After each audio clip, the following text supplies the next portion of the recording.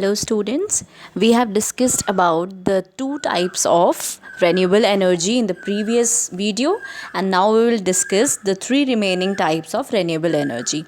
So the third type of renewable energy is the ocean thermal energy. So what is it? If As you know, the oceans covers 75% of the world's surface. So it is the largest renewable energy source available to contribute to the security of energy supply, reduce green house gases emission mean अगर हम बात करें renewable energy source की, तो सबसे ज़्यादा जो हमें मिलती है रेन्यूएबल एनर्जी, वो किस सोर्स से मिलती है? ओशन थर्मल एनर्जी से, राइट? क्योंकि ये सबसे ज़्यादा वर्ल्ड सरफेस में अवेलेबल है 75%।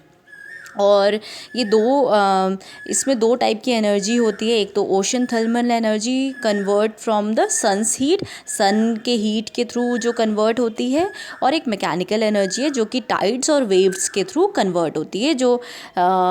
ये दो टाइप्स की एनर्जी हो गई, ठीक है? ओशन थर्मल एनर्जी और एक मैकेनिकल एनर्जी, ठीक है? तो अगर ये हम बात करें ओशन थर्मल एनर्जी की, तो मैकेनिकली जो हम कर रहे हैं, ठीक है, मैकेनिकल एनर्जी जो हम टरबाइन के थ्रू टरबाइन मोटर लगाते हैं और फिर उसके थ्रू जो एनर्जी हमें मिलती है, ठीक है, वो है यहाँ पे जो शो कर रखा है डायग्रामेटिकली कि हमने टरबाइन लगा रखा है और वो जब रोटेट करता है और बहुत हाई रिजोल्यूशन हाई स्पीड के साथ रोटेट करता है तो एनर्जी जनरेट होती है। That is known as the mechanical energy generated by in ocean, right?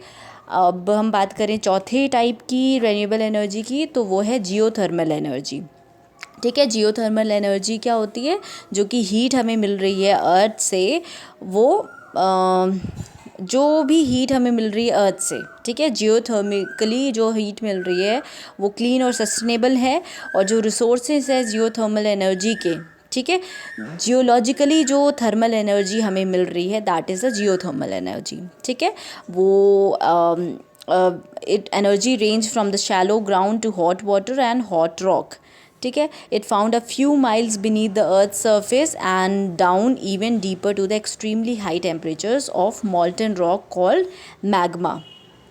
अगर हम बात करें it found a few miles beneath the earth surface, ये अर्थ सरफेस के नीचे पाई जाती है, ठीक है? और इसमें जो हाई टेम्परेचर है वो एक्सट्रीमली, मतलब जो हाई टेम्परेचर मैग्मा निकलता है जब, जैसे अर्थक्वेक्स होते हैं या फिर जहाँ पे वॉल्केनोज इरप्शन होते हैं, वहाँ पे मैग्मा निकलता है ना, जो मॉल्टन रॉक होता है जिसका टेम्परेचर बहुत हाई होता है, वो भी पाए जाते हैं। और जियोथर्मल हीट जो है वो पंप करती है, pumps can tap into the resource to heat and cool buildings. जो जियोथर्मल हीट है वो उसकी जो पंप्स होते हैं वो क्या करते हैं? रिसोर्स को हीट एंड कूल बिल्डिंग्स के तक पहुंचाते हैं, ठीक है? तो ये जनरेशन स्टेशन है जहाँ पे आपको cold and water pump down, और जो हॉट वाटर है, जो स्टीम है, वो ऊपर की तरफ जाती है और एनर्जी जनरेट होती है, ठीक है? अब बायोमास एनर्जी की बात करें तो वो क्या होता है? जो रैपिडली इंक्रीजिंग पॉपुलेशन है और इंडस्ट्री, वो बहुत मोर एनर्जी उनको चाहिए होती है, they need very much energy. So biomass is one of the primary sources which can be use to produce renewable and clean energy. तो बायोमास एक ऐसा सोर्स है जिससे हम क्लीन और रेन्यूएबल एनर्जी को प्रोड्यूस कर सकते हैं, ठीक है? तो ये एंड भी नहीं होता और कहीं पे भी हमको अवेलेबल हो सकता है, it can be obtained everywhere. So more over it helps the socio economical development in country side, और ये हमें सोशियो इकोनॉमिकल डेवलपमेंट में भी हेल्प करता है। अब हम बायोमास एनर्जी की बात करें, बायोमास या बायोगैस, तो ये कैसे प्रोड्यूस होता है? By waste residues or scrap wood, meal residues, forest resources, and properly managed forest will mean these are all the biomass products from which we produce the energy.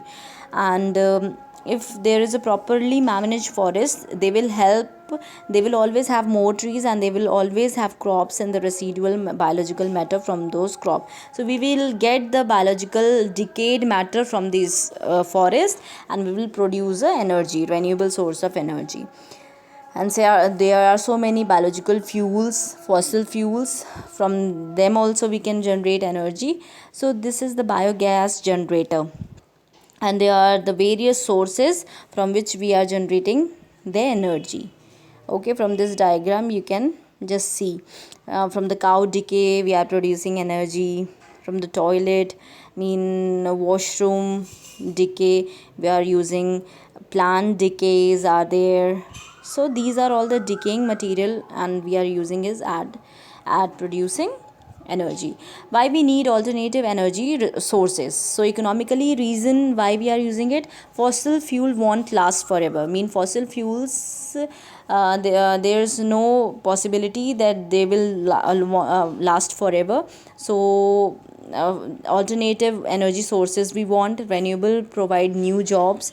renewable जो resources हम करते हैं, उनका production जो करते हैं, energy release करते हैं, उससे है बहुत से लोगों को जॉब मिलती है. Our country will be less dependent on other for fuel.